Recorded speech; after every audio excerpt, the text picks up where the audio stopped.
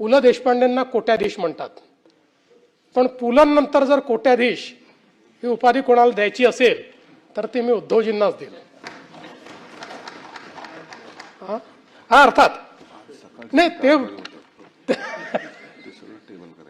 कागदांच्या नाही, शब्दांच्याच. आणि मला असं वाटतं की त्यांच्या बोलण्यामध्ये अनेक वेळा आपण पाहतो की मिश्किलपणा असतो, अनेक वेळा सहजतेनं, म्हणजे त्यांची जी काही भाषणाची पद्धत देखील आहे ही देखील अतिशय सहजतेनं बोलण्याची किंवा एखाद्या संवादाची अशा पद्धतीनं ते या ठिकाणी सातत्याने बोलताना आपल्याला दिसतात.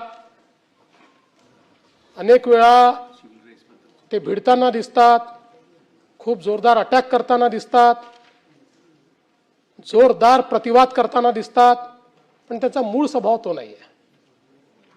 त्यांचा मूळ स्वभाव जो आहे तो मला असं वाटतं की थोडा शांत आहे, संयमी आहे, संबंध ठेवण्याचा त्यांचा मूळ स्वभाव आहे. पण